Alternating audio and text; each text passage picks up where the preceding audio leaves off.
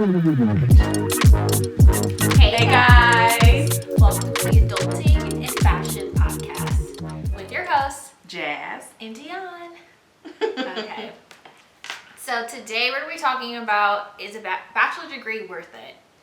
Should you go to fashion school? Do you think it was worth it? In my circumstances, yes. Leading to where I'm at, yes. But however, I don't think it's like mandated for a position to, have a degree, which thank God. Depending on what field or whatever where you go, but they're actually changing things in fashion and they're not really making it a requirement. No. Yeah. To be honest, like when I was interviewing for a bunch of jobs, they didn't care once about what degree I had. At all. It's who you know. Yeah. Also, it's your portfolio. Yes. That's all they really care about. Portfolio and who you know. Yeah. So.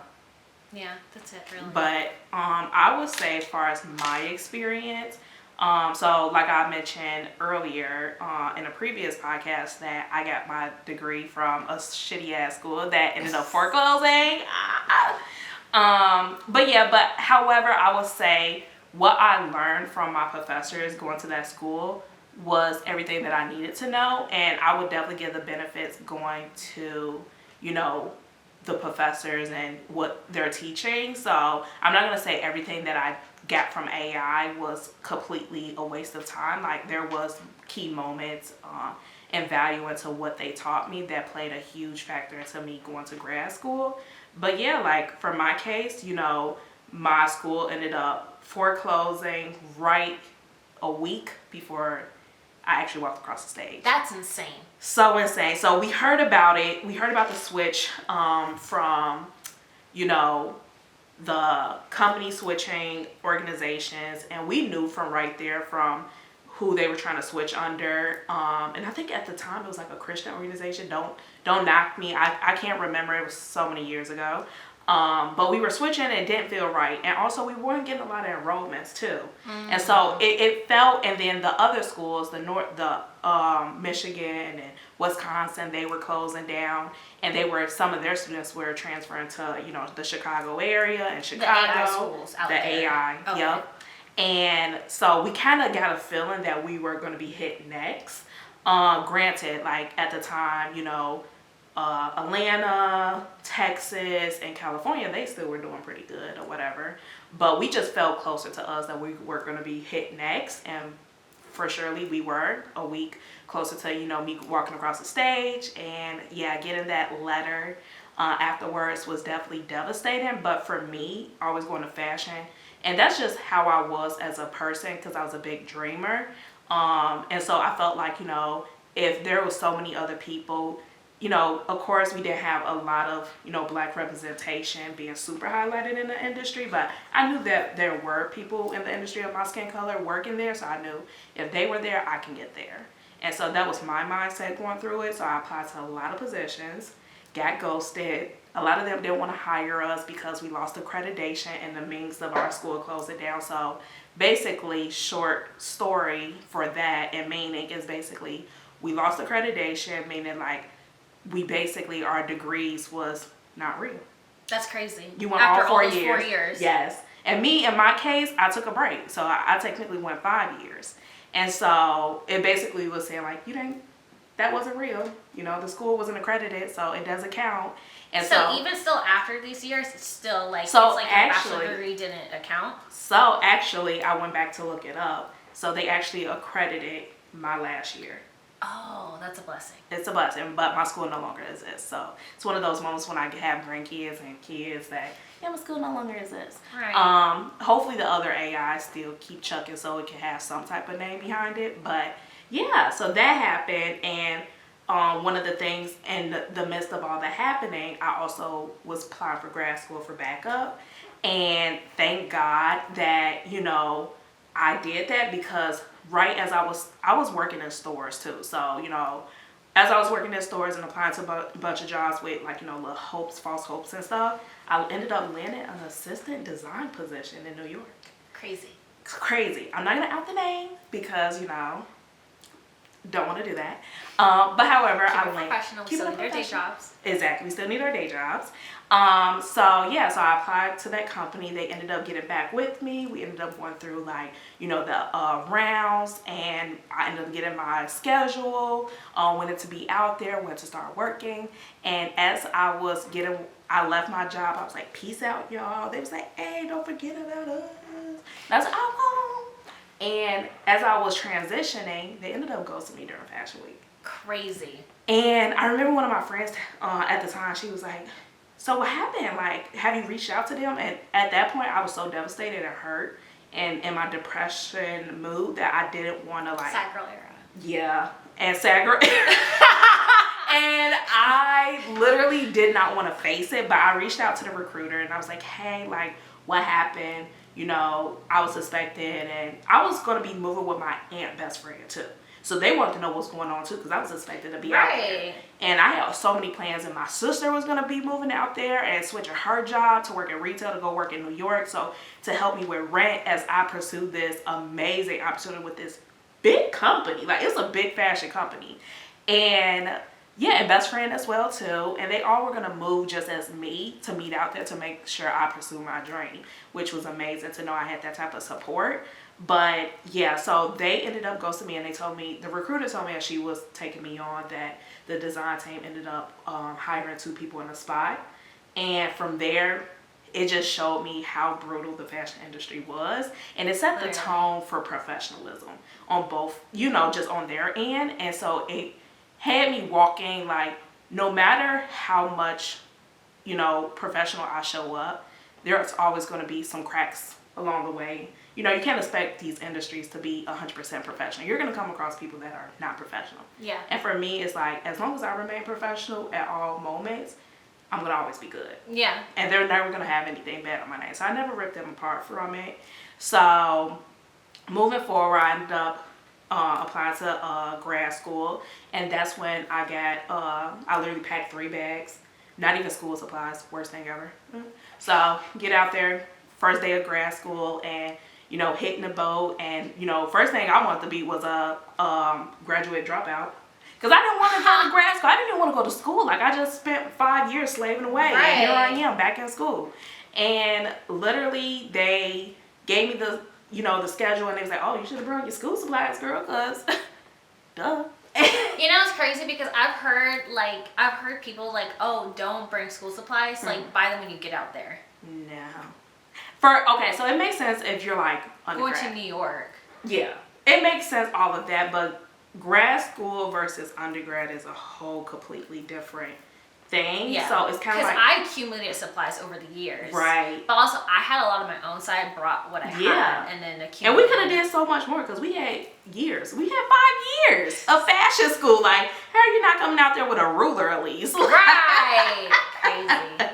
Or, some muslin. Come on now. You still got some muslin packed up somewhere. Right. So, like, not coming with any of that. It was a lot of learnings as I was walking through it. But also by me going to that school, SCAD, like, they was connected with so many people. And that's how I found out that networking plays a huge part into just landing jobs in general. And just me networking through school and them bringing, the industry people in, I was able to fly out to New York, do interviews for internships and job potentials that I would never, that I never thought I would have been, able to do, part of that, because I was like, not going to a school that wasn't having a lot of networks and stuff. So, so for me, I feel like, going back to the original question, like, is the bachelor's degree worth it or not? To me, I feel like, far as like skills, having those core skills, the fundamentals is important. If you're not going to go full-time for fashion design, at least be able to take some type of courses, which they offer now, master classes. I mean, if they had master classes where I probably would have saved a whole lot of bucks, knowing that, I was spending dollars that never existed. And so for me, it's like getting those fundamental skills, and because that's important. That plays a very key factor, because when you go into these jobs, knowing these programs, which is like Adobe Creative Suite, like that's one of the hugest programs that we work as creatives. So having those type of skill sets is going to help you strongly. The creative, that comes with talent. That comes with, it comes naturally to you. That's kind of like, you can work to build that, but at the same time, sometimes that comes so natural to somebody and almost like a gift in some way, just like learning how to sing. Like, I don't know, like it just comes with that. If you have it, you have it. If you don't, you don't. Yeah. But it's how you take it in your path, I know successful people that didn't go to school or didn't get high degrees, but they're, leading, designer positions or creative directors or, working in design fields. And then I know some that went to get their degrees and they're just as doing that as the same. Yeah. I think it depends. I would say from my experience, like, I think I would have been fine without a bachelor's degree. Girl.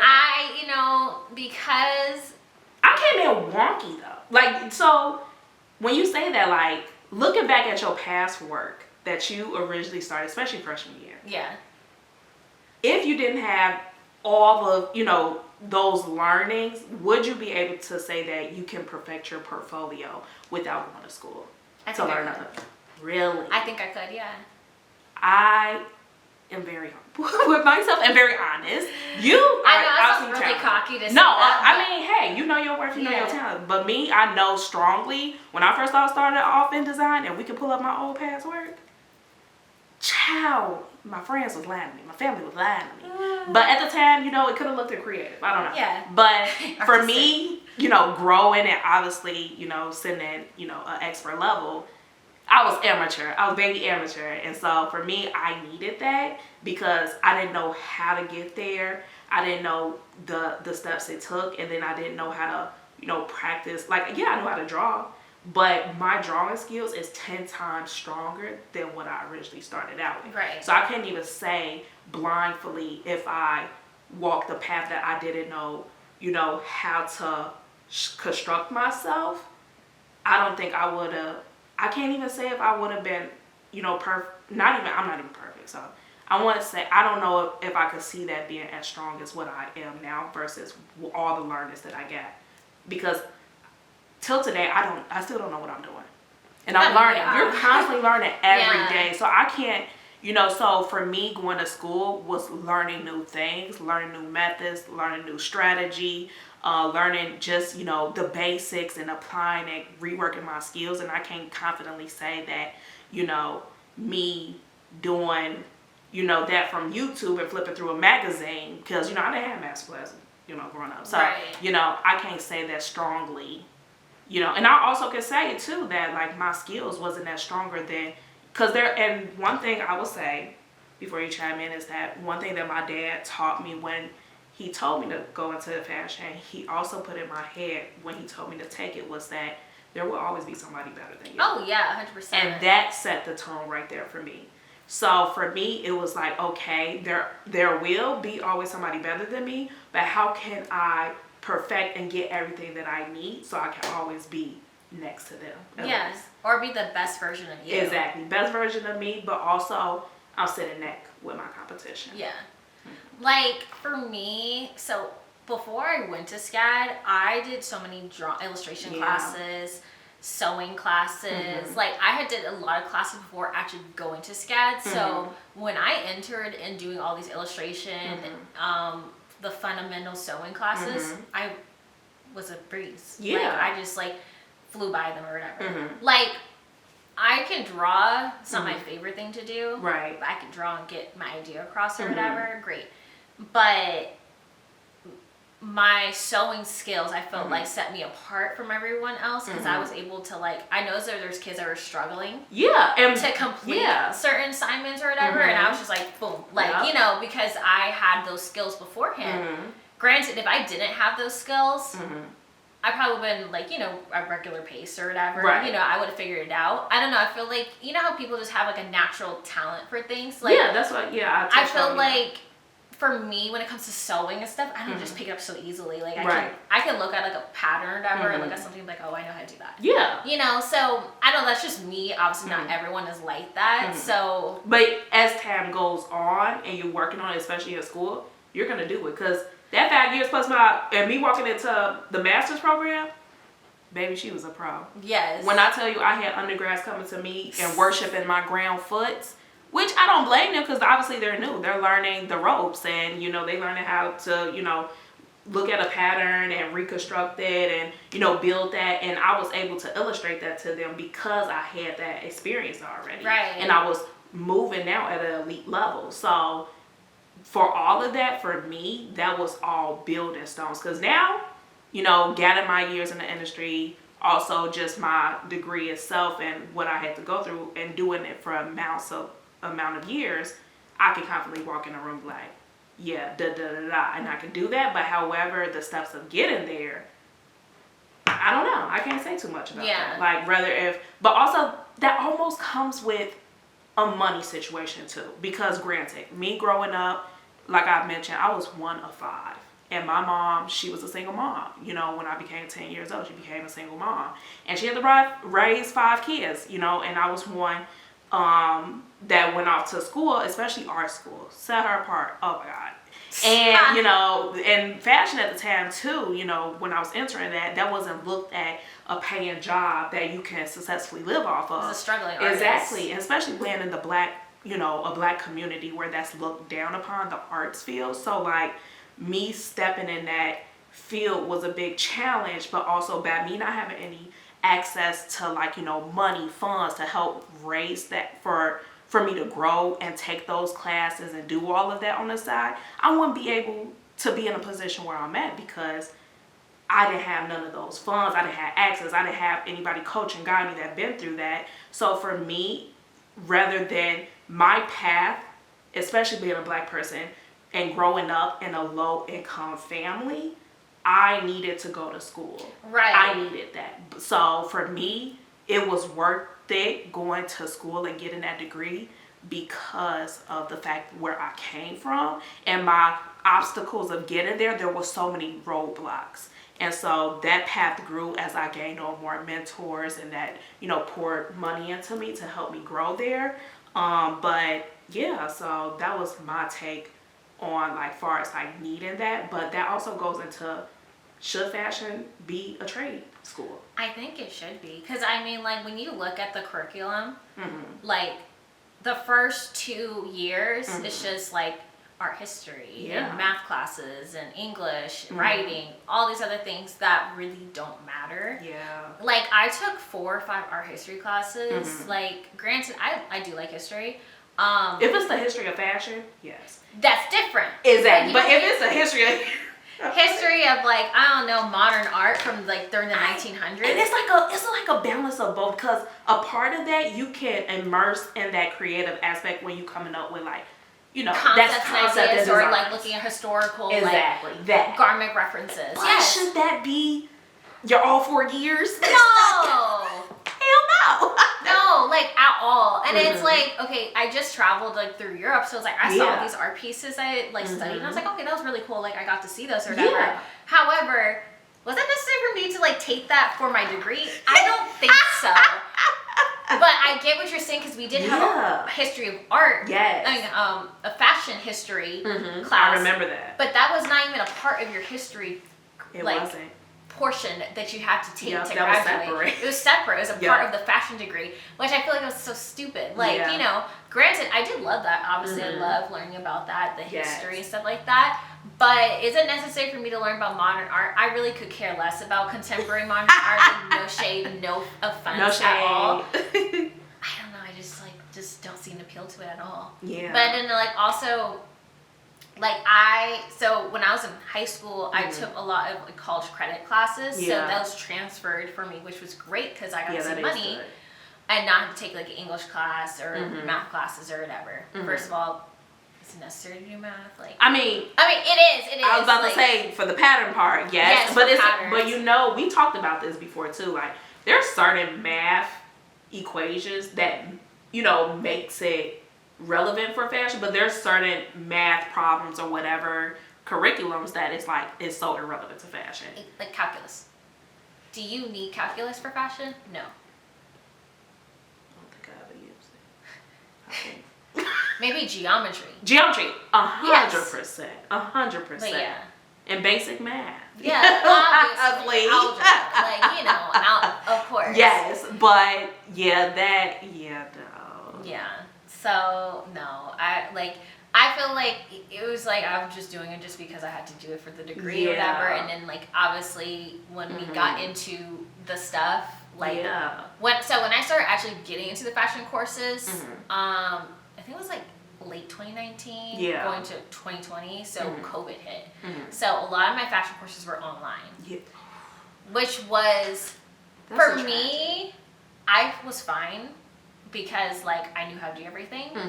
For other people, it was a struggle. It was a struggle, and some people dropped out, and some people like took semesters off because they just could not get it. And I got to see that too, just being, you know, amongst the grad students.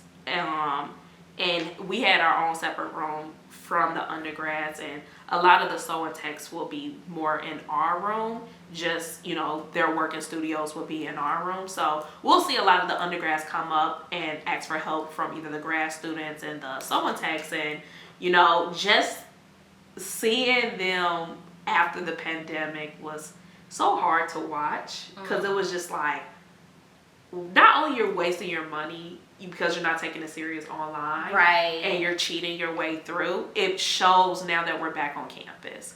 You can't even draft the pattern. You can't finish it. You can't finish. You can't even actually sew. And it was just so hard to watch because, like, you know, they chose to do the cheating and easy route through it. And then when it came back to being back on campus, it kind of showed amongst their work. And so a lot of them honestly struggled. It even struggled, like, you know, they had the worst time in even finding jobs. And a lot of them ended up landing themselves to going to grad school. Yeah. And so I had a lot of people at that time too reaching out to me like, you know, what are the steps, and, you know, and how was it going to grad school? And, you know, to each his own, everybody's is different, but it's just sad to know that, like, you know, they wasted that 4 years, especially going to such a big, you know, our school is still in the school in the U.S. While we were there, it became the top design school in the country. Yeah. So. And it made sense, like, from years, the work that we showed and how we, you know, get, you know, the access that we had to the industry, and also half of us that's working in the industry are, you know, we come with a good name because we work hard. Everybody know our work ethics. We have a strong work ethic. At this point, I feel like we're a sorority. We should be one because, like, we're very strong. Our alumni is very strong. And no, really, it is. We have a good rep, so. That's the one thing I would say about SCAD is, like, if you know somebody from SCAD, you don't even have to know them personally, but they'll, like, rep for you because they're like, 100%. Oh yeah, you're from SCAD, we understand. We understand. And also, we get you. Exactly. And in a way, it's like we all know, we've been there and we know each other work dynamic moments, and it's like,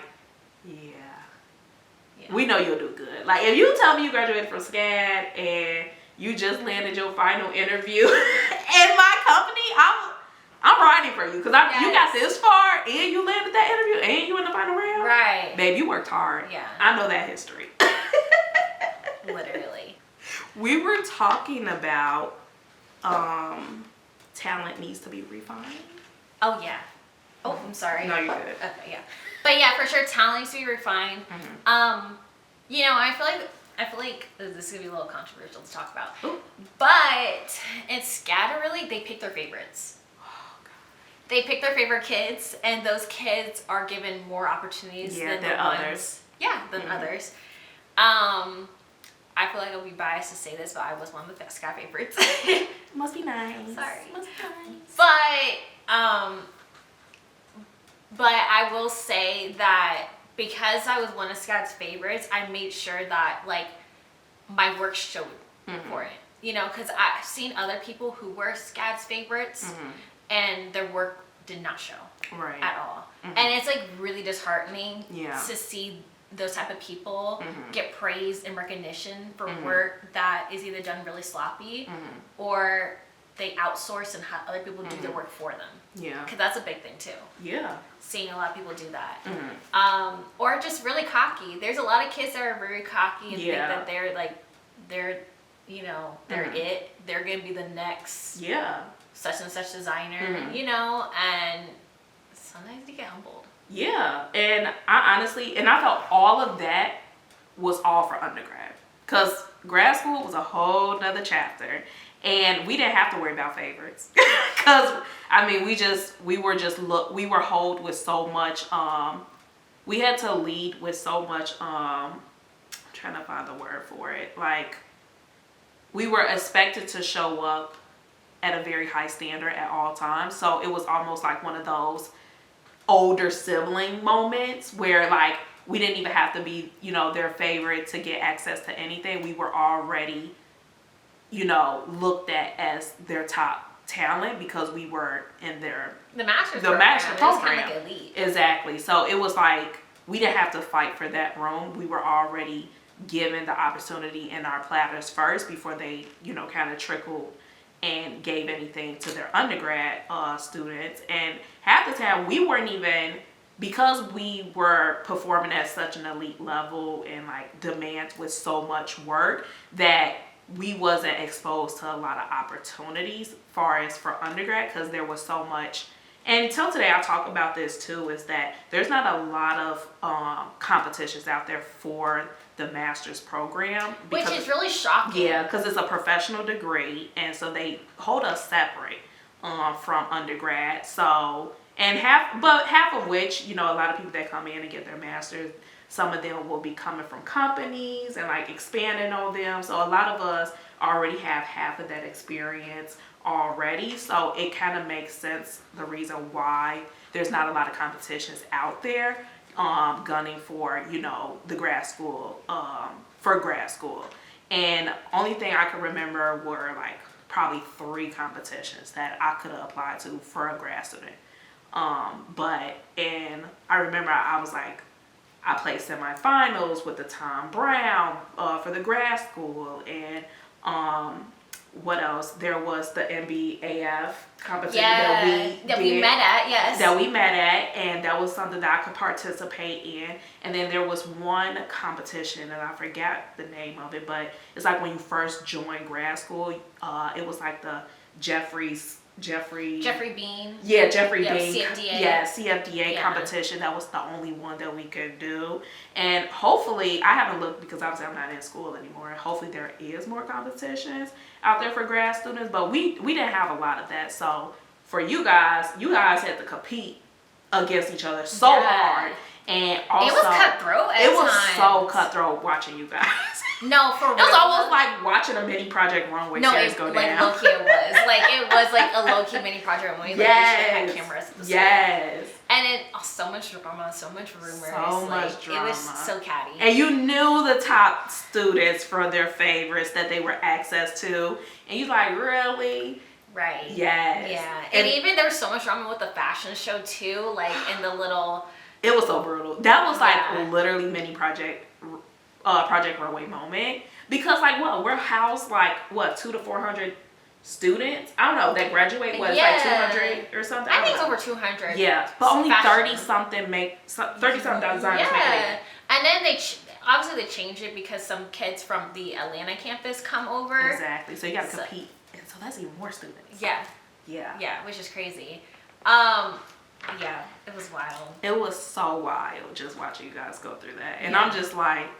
But it's crazy because, like, I feel like the professors already picked the ones that they already had in mind of who was going to go. And that based on your concept. Based on the concept, yeah, based on the concept and based on how they critiqued you, too. Yes. Yeah, because I feel like for the people that were the favorites, like, they really did not get as much critique. It was very, very minimal. Yeah. And more so just like, oh, looks great, looks good, you know, very clean. Maybe switch this up a little bit or whatever, and then you're good. Yeah. You know, or compared to somebody else that they would just completely pick apart their whole collection and make them cry at the end of their critique. Yeah, it was pretty brutal. Yeah. So, yeah, which is crazy.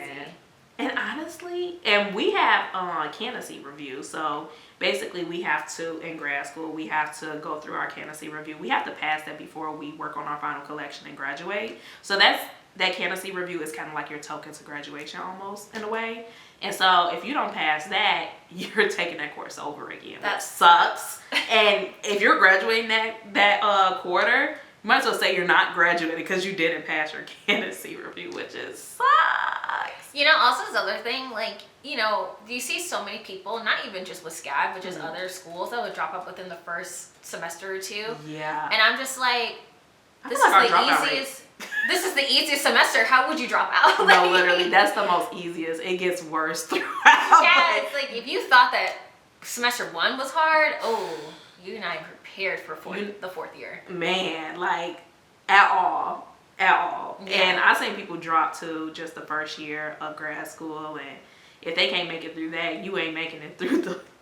Granted, like, people have different excuses to why they drop out. Oh, 100%. Whether that's not what they wanted to do, or they, you know, it's too expensive, whatever the case may be. Exactly. It's some on our hands. There were often people, so in grad school, you know, sometimes you get accepted, and you can come from an architect degree. So we have people coming in from architect degrees. What else? Law. I think I said a law moment. Crazy ass degrees, and they apply to, you know, a design graduate program, master program, because they have the fundamental, you know, behind to, you know, have that credit to be a grad student, and they struggled a lot because they didn't have the fundamentals of design, which that also kind of goes back into, like, by you not having those skills and transform those skills to be there to do that work, because in a way that's just like your job too, right? Which is, if you don't have those skill sets, you're not going to be able to perform and do the work. So we have people coming in from different degree backgrounds that's coming in the program and don't have that, you know, skills to sew, skills to draw, and they struggle throughout. And so now I can kind of see that, you know, that whole weight between, is it worth it or not? Yeah. And to be honest, it's giving a little bit more pros. It's kind of worth it a little bit. Yeah. I think it honestly depends. As long as you have the skills. Yeah. If you got the skills. But if you're coming in, no idea what's going on. And a lot of people do that. Yeah. And a lot of people apply for different jobs too. Right. Not having that. Yeah. So you have to have that skill set. Yeah. Like, I mean, you can go in not knowing a heck of a clue what you're doing. You're going to struggle. 100%. Yeah. However, some people will figure it out and, like, you succeed. Oh, yeah. Yeah. But do you have time to do that? Because some people hire to throw them in in the field and expect you to pick up as time goes. Yeah. And some need you to be on demand. Like, come on. Yeah. We can't spend too much on this. But it, like, you know, I mean, every school's different, but, like, because SCAD was quarters, you only had 10 weeks. Literally. Which is really not enough time for you to grasp a concept before you move on to the next one. Yes, compared to other schools that is based on semesters. Yeah, much longer. Yep, and they can go into depth a little bit more versus us. We're getting, like, quick overviews. And that's the one thing I kind of wish that a bachelor, like, in fashion, is so generalized. Yeah. You can kind of study whatever. But, like, once you get into the industry, it's more niche. Oh, like, 100%. Especially if you're going to, like, a larger brand or company, it's very niche. Like, you have to figure out what your niche is going to be and what you're going to be working for. Because when you're a company, you can't do multiple things at once. You can't. I'm a lucky girl. Well, yeah, you're an exception. Yeah. I wish I could, because I'm the type of person, I get bored easily. Yep. Just by doing, like, one thing. Like, I have to be doing multiple things at a time. Yeah. But also I have multiple skill sets in, like, fashion, footwear, and accessories. Exactly. So I could do multiple things at once. And I even tried to pitch that, but of course it gets shot down. Oh, 100%. They were like, no, we can't do that. Yeah. But at the end of the day, like you said, it is a very niche industry. And whether I'm doing this now where, you know, a part of my job, I uphold a lot of different parts in a production, I have to narrow and focus on one of them, because a part of my growth, if I plan on, you know, obviously going somewhere else, I'm going to have to own in on one specific category. Yeah. So, yeah, you're right. I had read this one book a long time ago. I don't even remember the name of it, but I think it had just, like, it was like things that you should know in your 20s or whatever. Yeah. And one of it talked about, like, you know, professional athletes, they work over 10,000 hours or whatever. I think it's like over 10,000 hours you become a professional in that skill, something like that. And so it was saying that if you really follow in this one specific niche, you will become an expert and a pro in it, and you obviously master wherever your craft is. And I think that when it comes to fashion, depending on what niche you want to go into, that really follows. You know, it's great to be multifaceted and Yeah. have multiple things. But I feel like the problem I'm coming with is like, what lane do I want to choose to be in? Yeah, because, and that's what I say. Yeah, because it's like you may love to do footwear and apparel, but you gotta choose which one is which. You know? But at the end of the day, you not stuck. You know what I mean? No, yeah, you have options. You gonna always have options, and it's also good that you know each part of the business, because as you grow, especially into a leader and one day CEO, you gonna need to know all functions of the business. So honestly, to me, that's a bonus gift. Yeah. And you can always own in and find the avenue whenever its time is right and when it's given. But in this moment, if you're able to take an opportunity where you get to learn each part about a business and juggle that, hold on to that, because that plays a very good, uplift into your career. Absolutely. Especially if you want to branch off. Exactly. And or switch, switch and be like, oh, I did apparel. Yeah. I'm not a fan of apparel. I'm going to switch and do something else. But if you want to own your own company, though, you know what goes into each part, and you know how to, support that person and navigate that person because you had experience working in those different avenues. Right, exactly. Mm-hmm. You're not just like, oh, let's change this. One-minded person. And not knowing that area either. Exactly. Mm-hmm. It's like you want to change something. It's like, well, actually you can't change it because it changed the whole function of how that works. Like, for example, a shoe. Like, if you want to change the heel shape. And I was like, well, you're going to have to change the shank, or you're going to have to change the placement of the nail or whatever, for it to be more stabilized, or whatever the case may be. Like, so it's very knowledgeable to know multiple areas of the business. Mm-hmm. And I feel like that's like a hit or miss. That's like a pro and con itself. Mm-hmm. Like being able to be multifaceted or being able to be very niche in a specific topic and area. But also I feel like what's also super important that we don't get enough of is having business classes, unless you're going to major in business. Yes, that is so true. And that I'm happy you said that, because when I was going into grad school, I didn't know where I wanted to go, because I know one day, ultimate goal, I wanted to own my own company. Mm-hmm. But so a part of me was like, well, should I go down the business route and get that knowledge? Or should I continue building into what I know? And like you said, being niche, sticking to that one area. And so I wish they did have more courses. I know for me, I took up business twice, lucky, because another thing in school, you get to obviously, you get to pick out your courses. Yeah. So you kind of get to, in that moment when you have those extra electives, you get to choose, different things to take on. So that's up to you as well, as you carving out your path, and working with your guidance counselor. You get to make certain, add-ons to your degree. And to me, I feel like business courses is extremely important. It is, and that's something that is not talked a lot about, because I feel like in school it's like, oh, have your own brand, be creative, and be like a free-flowing butterfly or whatever. But then it's like, do you understand about production? Do you understand about marketing? Do you understand about the business side, manufacturing? Do you understand, do you know these other aspects? Yeah. And a lot of these people cannot definitely answer those questions. And that's up to the creative schools to carve that in, because that is a creative school. It's advertised. It's true. It's a creative school. AI, on the other hand, it was part creative, but also they were very honestly technical with us. So I learned all of the tech packs, the design, the business side of things, the corporate side of things more with them. And I can build a technical flat from scratch.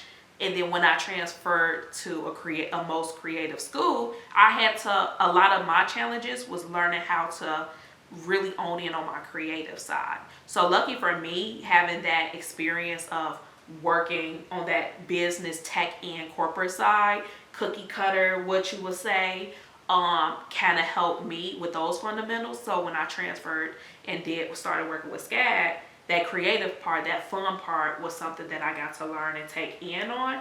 But for you guys, like you mentioned, that went 4 years. I went to one business class. Which was crazy, something I learned. I asked several students, and they were like, no, it's kind of they don't have a separate class for each. And I'm like, wow. Yeah. So it's like really on your own, or when you get into the industry to learn about the business side. Because that's when I started to fully understand once I was working in this, working in the industry and figuring out how the systems function and stuff like that. Because they don't teach you about that in school. You don't think about that in school either. Exactly. And that's like how a business runs. Exactly. So I feel like if that course was added, probably you would be decent. They probably add, you know, semi-stripe to your experience, bro. Yeah. But I think obviously the people in the industry, obviously because they went through it at one point, like they know that's a missing element. Yeah. And so, but at the same time, you're gonna learn how to do the job when you get the job. Yeah. And so, so that's how I look at it. You're gonna learn how to do that job when you get that job. So. It's not like it's not impossible. Right. But also understand like every, you know, metric system is different. Yeah. You know, and so every company runs differently. Exactly. So it's now I kind of understand it a little bit on behalf of why, you know, I feel like it should be slightly overviewed, at least, you know, taught about like the knowledge towards it, but understanding like each segment in business and metrics is going to be different depending on the company you work for, but some way they should give like some type of arching overview into that so we could come with some type of knowledge rather than walking in for our first time experience, being more creative. Right. Because I can think about a project specifically that, you know, I came in thinking like when they were like, oh, let's design, you know, this moment, and I came so creatively and confident, and it was like, baby, that is not what I guess like that is not reality. And I was like, and I got humbled really quick. Right. Really quick. Or it's like you can have this crazy out of the box idea. Yes. But can you actually make it? Can you bring it to life? You know? Yes. It's like, oh, you can have these amazing ideas. Can you really bring it to life? Right. So let's talk about them the industry requiring entry-level positions needing damn near 5 to 10 plus years. Make that make sense. Babe, if I would have known what I know, I would have literally started working at the age of 2. At the age of 2, if I know how I was going to be, you know, asked to come and deliver and also be respected. Like, I'm sorry, Susan. I didn't work hard at 2 years old to gain 10 years experience in fashion. I'm so sorry. By the time I turned 18. Sorry. So, come on. Like, the reality of it, because I can remember literally graduating from undergrad, and literally they'll be like, entry-level position, 2 to 5 years experience. Huh? Like, babe, just say that you need another person. Associate. Come on. That is already in the industry. Exactly. Like, there's not a lot of jobs out there, but also I learned, and thank God she said this to me, and I was in grad school at the time. Shout out to you, Shannon. She told me, she was like, it doesn't matter what is like experience they put down, like their requirements or whatever, 10 to whatever, still apply. Still apply, because you never know. You never know. You never know. And so with that, I led with that. So like, I don't care how many years they put on there. And it's true. I landed several interviews with several different companies that even said like 20 years experience. And your girl only got a lick or 2. So like, you know, so still apply. Don't let that, you know, discourage you from applying. Like, screw that. Like, and that's ridiculous. At an entry level. I know. I wonder who makes these like profiles. Like, no, we have to figure out. Yeah. I know they're not letting it be generated from AI. No, someone has to do it. No, that's. Imagine fine. if it was AI, bro. But then this been going on for years though. Yeah, so I don't even think this AI. This is literally a person doing this. Whoever the hiring candidate is. They not reality, boo. No. But yeah, so no, for me. No, but honestly, though, like, do you really like? What do you qualify 2 to 5 years experience for entry level position? Like, be honest, because it's like, do you count the internships or like me working part time? No, really. As like while I was in college, like what, like explain that. And Because it's like, they don't even care about that. no, they don't. They really don't. No, because if that was the case, like, okay, yeah, I've been working since 18. Like, you know. Respect. Shout out to the companies out there that put 0. Like 0 Yes. between 2. Shout out to you. You're a real one, because it's people like us out there that literally has 0, and we're just praying that when we're straight out of school, like, literally, first day out here, like, first day, you know, tapped in, we ready to go work on the force, and you 2 years, damn, that stopped us in our tracks. right, like, I can't go nowhere. Where you basically showing that, you know, the degree is not worth it. Like, you literally saying it right there by slapping that experience right like, there. Like, school like, count as experience? I did 4 years. Right. I did 4 years. Like, no. And it's funny because my professor, because I always say, I was like, oh, yeah. When I was in grad school, like, I'll do it when I'm in the real world. And she's like, babe, you are in the real world. It's like, this is your job right now. So it counts. Yeah, so it counts. So...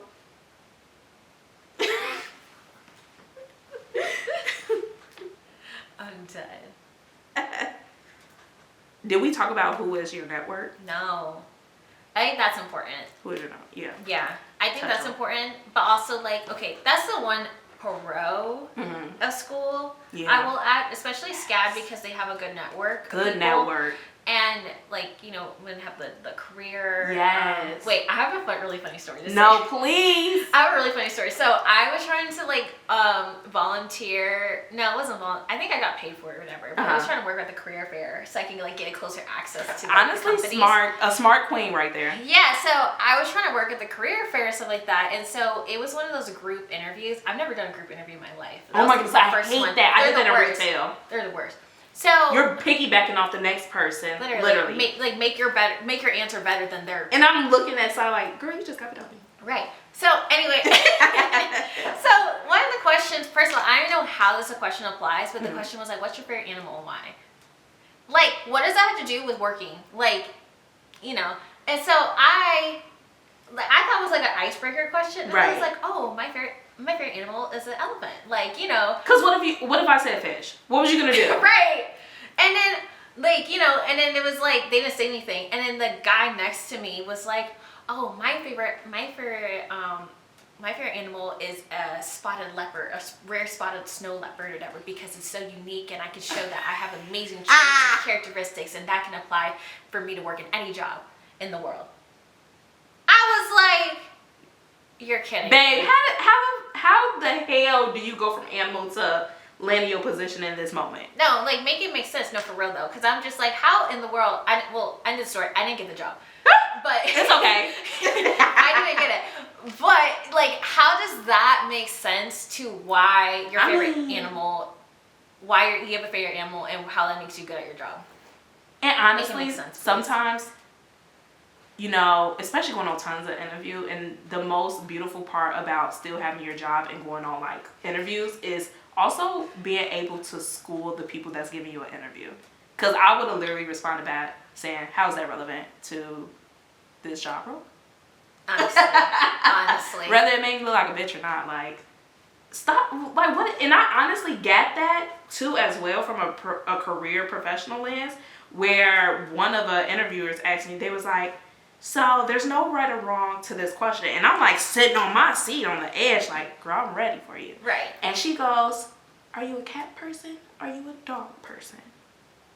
And I was like, girl, and I would think it was a trick question. Literally. Because I don't like cats. And so I'm just like, oh my goodness, I want to sound like I love all animals. But I don't. So I was like, I'm a dog girly. For sure. I definitely said it like that as if I was a Gen Z, but I'm a millennial. So I said I'm a dog girly, but I respect all animals. Lies. I don't even visit my grandma because she has fucking 2 cats. I'm lying. But also, how is that relevant to this job question for this creative designer position? Right. No, for real. I can't with these questions. We're already on edge.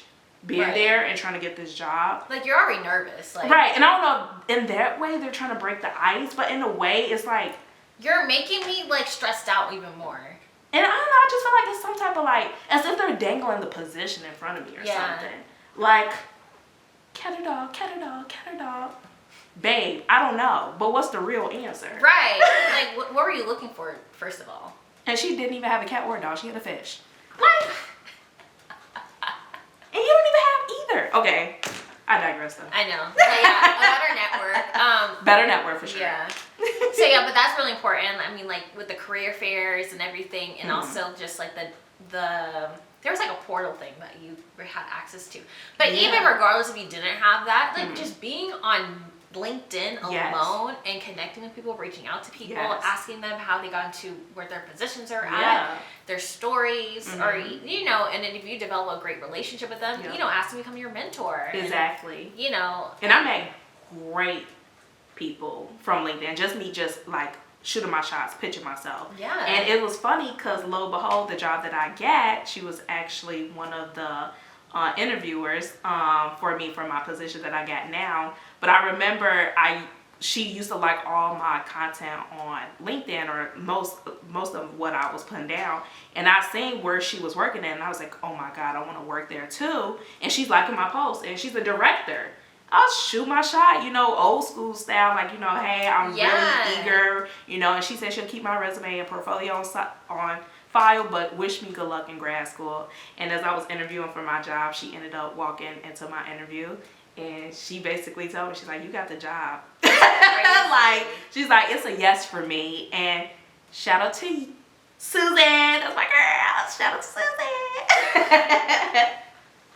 That's crazy. Yes, I know, such a crazy story. So you never know. So send those connections, and like you said, through LinkedIn, you never know what relationships you develop and network that you build. Because a lot of my network is such a big following is because through LinkedIn. Yeah. And guys, this podcast is not even sponsored by LinkedIn, by the way, too.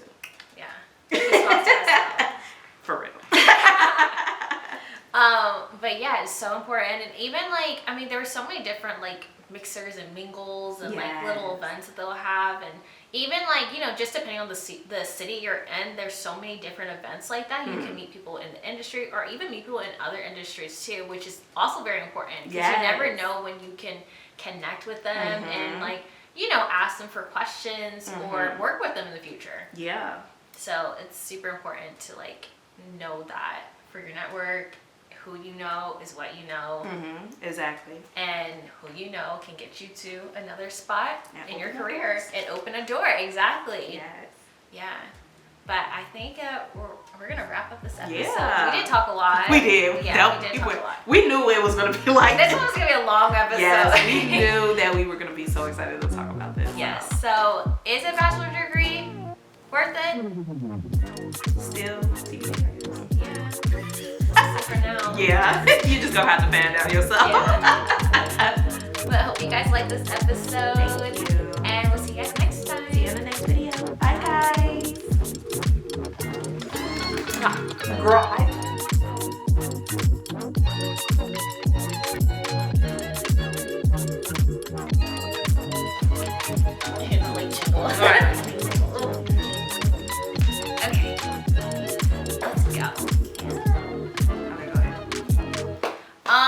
what were we talking about?